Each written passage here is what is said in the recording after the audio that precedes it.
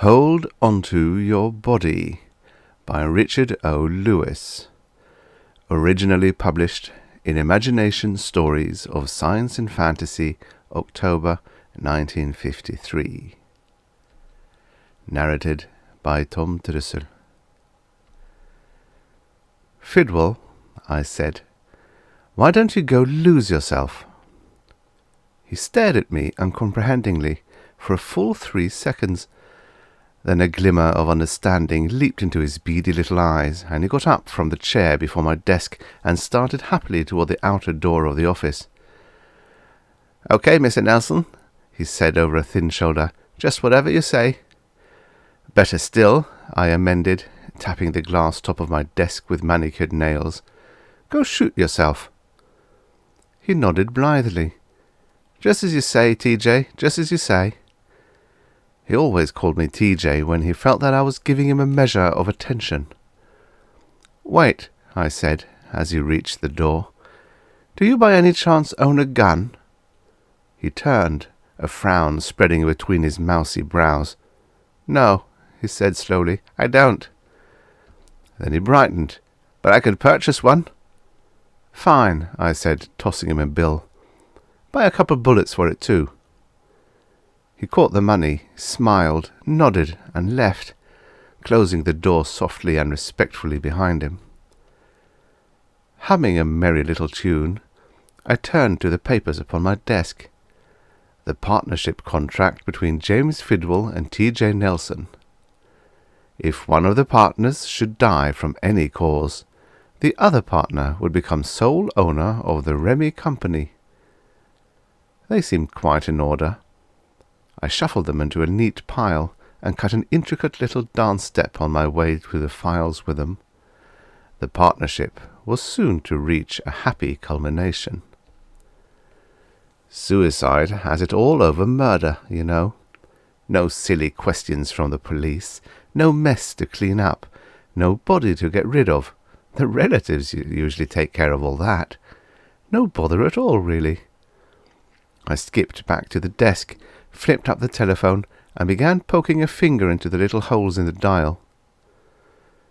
"Mr. Pasquamine," I chimed, after hearing the faint click at the other end of the wire. "Yes?" "This is TJ, I said, chummily. "You still own that block of floating stock in the Remy Company, don't you?" "Yes." "Fine, fine," I complimented. "Bring it over to my office as soon as possible. And by the way," I added, casually, "have it transferred to my name, you know." "Yes." He was in my office in less than an hour, his fat hulk sweating and panting in the chair before my desk, the heavy lids drooping over his black eyes. The stocks were piled neatly before me. I thumbed through them. They seemed to be quite in order. I skipped across the room to the files with them. "Pasquamine," I said, returning to my desk and handing him a cheap cigar. "Do you by a chance own a gun?" He shook his fat head. "No." "Do you have at home, perchance, a rope?" I glanced at his obese body. "A good stout one?" "No." "A knife, perhaps? A good sharp one?" His oily face beamed quickly. "Ah, Mr. Nelson, that I have. Sharp for the salami." He kissed his thick fingers and made a flipping motion in the air with them. "Sharp for the good big salami." "Excellent," I nodded quick approbation. "Go home and cut your throat with it." He pushed his hulk up from the chair and walked toward the door. "And don't bother about coming back to the office afterwards," I admonished. He paused, hand on the knob, and turned. Then his round face lighted up. "Ah, Mr. Nelson," he chuckled, "you make with a joke." "Sure," I smiled. "And now you go home and make with a knife." That was the last time I saw Pasquamine. Except at the funeral, of course. He made a lovely corpse, considering everything. It was the day following the funeral when there came a gentle tapping at my office door. "Come in," I said, tossing the half-finished bottle of gin back into the lower drawer.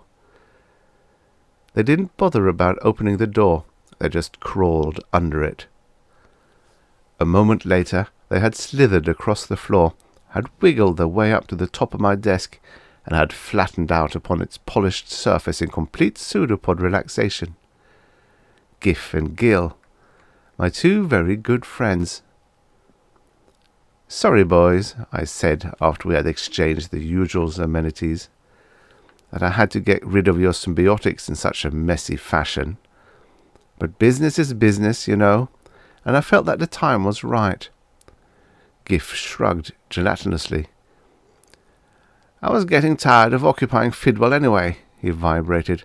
"Regular old pussyfoot. Never had no fun." Gil burped resoundingly in the middle. "I hope the next body I get doesn't turn out to be another wine-guzzling garlic-eater."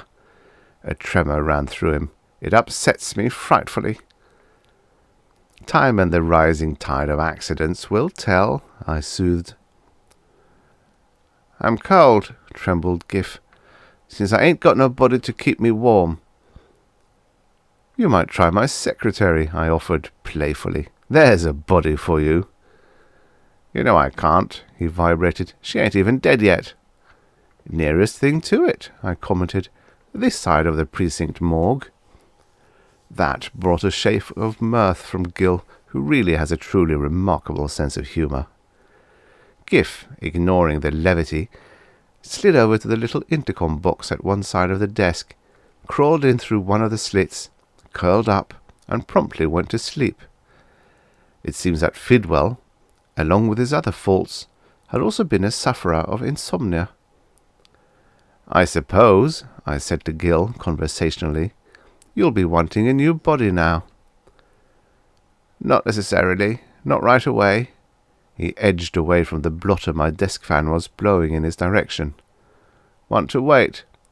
A burp nearly flipped him again, until these garlic fumes effervesced more completely from my system. "It worked out wonderfully well, though," I said, "even though you did have to put up with the garlic for a while." I brought out the gin bottle from the lower drawer. It was certainly fortunate that Gif was on hand to occupy Fidwell just after his wife murdered him. I unstoppered the bottle and raised it to my lips. "To Fidwell, departed partner and erstwhile owner of the Remy Company." "And the joke was on Mrs. Fidwell," sparkled Gil's sense of humour. "Just imagine seeing her husband up, walking around, hale and hearty, just a half-hour after she had throttled the life out of him with her own two hands." "No wonder she had to be locked up," I chuckled, pouring a few drops of gin on the polished glass near my companion. "My getting the body of Pasquamine, owner of the floating stock, wasn't so bad either," he reminded me, isolating a drop of gin and flowing around it. I admitted the fact. "He nearly crushed me too when he tumbled," Gil reminded. "I'd been following him 2 weeks, waiting for his fat heart to do a flopperoo." We both laughed.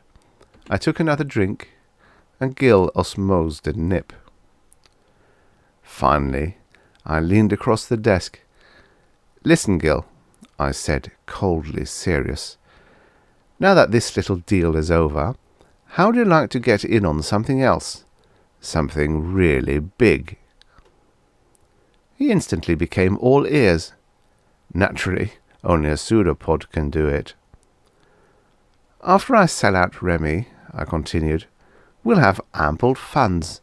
So, if we moved over to Washington, D.C., if you and Gif could get in touch with a couple tottering congressmen who are about ready to depart from this vale of tears." Gil caught on immediately. "TJ," he complimented, "you've got something." He fell silent, and I knew he was letting the gin and the thought trickle through him, savouring both from various angles. Then he vibrated dreamily. "I've always wanted to be a congressman, or a cabinet member, or," his vibration dropped to little more than a whisper, "or a president." "Sorry," I said, "but I believe he's already possessed." Gil flowed around another drop of gin. "Oh well," he said, dismissing the ambition. "Guess he doesn't have much to say about things anyway." Then he brightened. "But there are some mighty fine bureaus and departments there. We could wiggle our way into one of those. A few $1 million here and there wouldn't be missed." "Attaboy! I'll take you and Giff over to Washington in the morning. Then I'll come back here and dispose of the business while the two of you are getting established." It sounded like a good idea. "Within a few years we'll be rolling in the filthy stuff." I poured a few more drops of gin on the glass top, then raised the bottle. "Here's to happy days in the Pentagon," I toasted. Our spirits were soon soaring to great heights, and, as usual under such circumstances, Gil began talking about the good old days when you could pick up a likely corpse almost anywhere, any time. "Used to be so much simpler then," he commented, flowing around one of the fresh drops. "Now you have to beat the embalmer," he chuckled. "Fairly close race at times, too. But it keeps one on one's pseudo-toes, so to speak." A combined burp and hiccup nearly flopped him off the desk. After he had regained his equilibrium, we spent an enjoyable half-hour talking of cadavers, funeral homes, and the comparative merits of inhabiting youthful or wealthy bodies, and other delightfully stimulating subjects. Then we began to sing songs, old and new. We had finished the chorus of "We Have All the Dough of Remy" for the third time, and were just getting warmed up on an extemporization of "We'll Carry On in the Pentagon," when the office door flew suddenly open and two Federal boys stepped in, followed by my stupid-looking secretary. They came quickly to the desk. One of them grabbed a handful of Gil with one hand and pointed a gun at me with the other. "Just stay it you are," the officer cautioned. My dumb secretary stared at me with round, innocent eyes. "I couldn't help hearing everything you said, Mr. Nelson," she chirped, half apologetically. "Your intercom box was open. Must be a short in it somewhere, or a loose connection." The other officer picked up the little box and shook it. A surprised Giff fell out from between the slats. They have Giff and Gil in a little bottle now, tightly stoppered, and ready for shipment back home to Venus. They'll be placed on the next spaceship heading out. There is a stupid terrestrial law, you know, which makes it mandatory that all Venusians be apprehended on sight or extracted from any body they may be occupying and sent back to Venus in all possible haste. And so I shall soon be extracted from the body of T.J. Nelson, and his neck will bend double in the middle again, just the way it was when I found him shortly after his accidents. Then, in a little bottle of my own, I shall accompany Giff and Gil homeward. But don't worry, I'll be back. I'll be back just as soon as I can hitch a ride on a returning spaceboat. So take good care of yourself, my friend, and don't catch pneumonia or step in front of a truck or anything like that. Until I return.